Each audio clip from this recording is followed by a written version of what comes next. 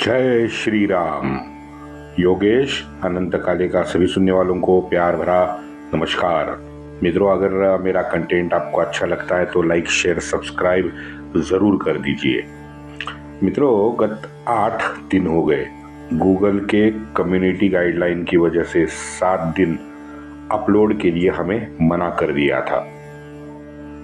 मेरे मन में ये 7 दिन असंख्य विचारों ने मेरा पूरा ट्रैफिक जाम कर दिया था मन का। बाद में फिर आत्ममंथन भी शुरू हुआ। वो तो हर एक के मन में यही होता है। मेरे मन में विचार आया कि क्यों अपने ही पूर्वजों का आलोचक मैं बना हुआ हूँ। क्यों हमेशा पूर्वजों का आलोचक बन के पेशवाई हो, पानीपत हो, मराठेशाही हो, 1857 का स्वातंत्र्य युद्ध हो, अपने ही पूर्वजों को मैं कोसते जा रहा हूं। क्यों ऐसा? मैं जरा विश्वा पटल पे क्यों नहीं देखूं? ये 2000 आप छोड़ दीजिए, गत 150 साल से आप मित्रों आप देखिए, 150-200 साल में तो ये अब्राहमिक रिलीजन वाले जितने भी है उनका घिनौना और ये वहशीपन है ना, ये हमारे सामने आता है। 20वीं और 21वीं शताब्दी, 20वीं शताब्दी का देख लीजिए, वो 2 विश्व युद्ध नजर आते हैं जिसमें 2.5 लाख से ज्यादा भारतीयों ने पता नहीं क्यों अपनी जान गंवाई। ना हमारा कोई लेना था ना देना था, जान 2.5 लाख भारतीयों की जानें इस दोनों विश्व युद्धों में गई। और आगे चलते हैं, यूरोप अमेरिका इन दोनों ने पश्चिम एशिया और गल्फ इस इलाके में जो गंध मचाई वो हमने देख ली।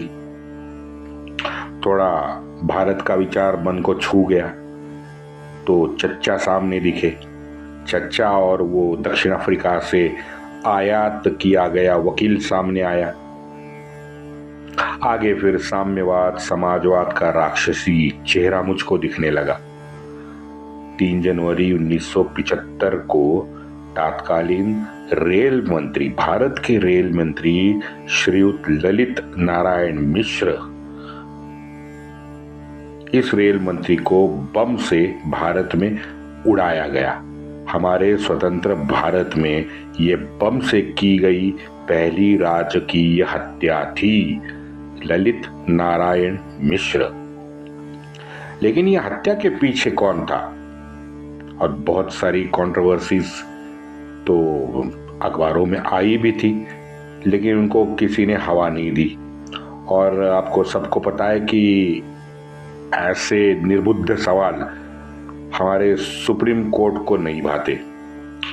हमारा सुप्रीम कोर्ट ऐसे निर्बुद्ध सवालों को नहीं सुनता और वो बेंच तो बनाता ही नहीं है। हाँ, अगर हिंदू पद्धति, हिंदू परंपरा, हिंदू आचार, हिंदू विचार और हिंदू जीवन मूल्यों का तहस नहस अगर आपको करना हो तो सुप्रीम कोर्ट में बोलो, कोठा रात का दिन ने कर देगा, लेकिन सवाल जरूर अपने बेंच पे लेगा। फिर उसी साल जून आया, पूरे भारतवर्ष में आनी बानी लागू कर दी। जैसे हमको पता है, इमरजेंसी लागू कर दी गई। अनेक प्रकार के वैश्विक दबाव, ये कट कारस्थान, षड्यंत्रों का आड़ी बाणी लगाने का पीछे जो कारण था वो बताया गया। बताओ, जो भी हो, अपने ही लोगों पे ऐसे अत्याचार आप करोगे?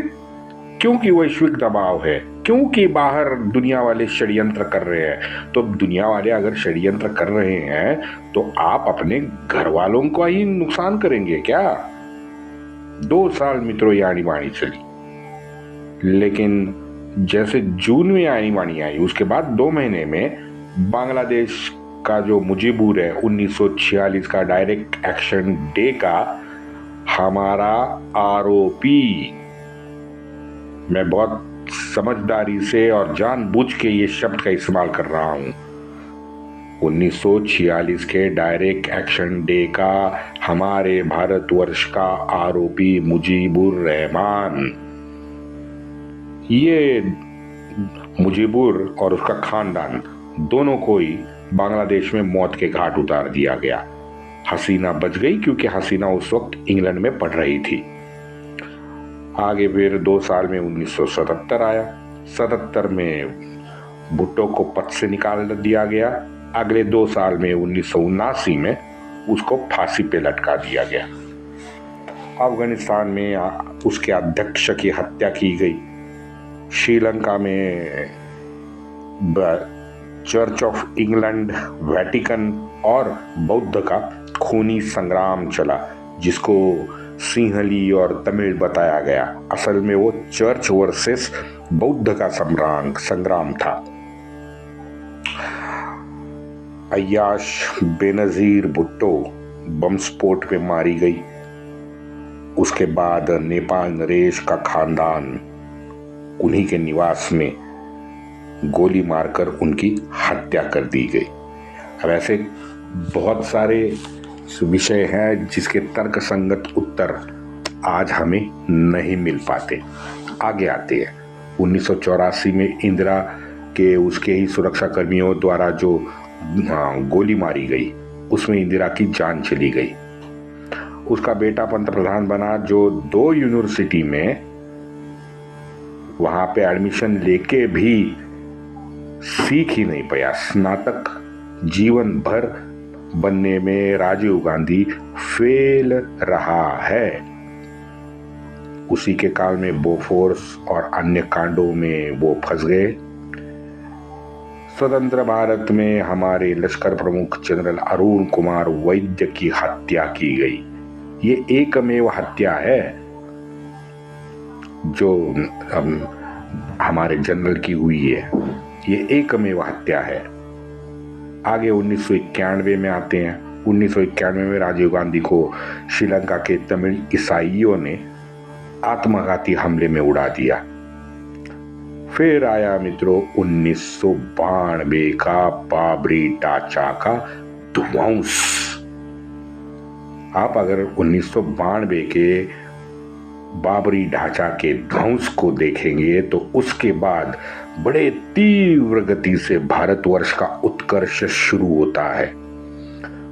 माननीय सुधांशु जी ने इन सारे भारतीय के जो प्रगति हुई है उसको प्रभु श्री राम के मंदिर से जोड़ के बहुत तर्कसंगत पद्धति से हमें बताया है। लेकिन मित्रों, जो हम लगातार गत 3 साल से कह रहे हैं, ये तो आपने बार बार सुना होगा कि इस सारे घटनाक्रम के बीच में 1000 वर्ष से ज्यादा का एक शाश्वत सत्य भी है। वो है धर्म का अधर्म से संघर्ष। लगातार 2000 साल से ये संग्राम चल रहा है। वो मैंने सुभाषित जो बताया था ना, कृतम संपद्यते चरन चरैवेति चरैवेति वंदे मातरम।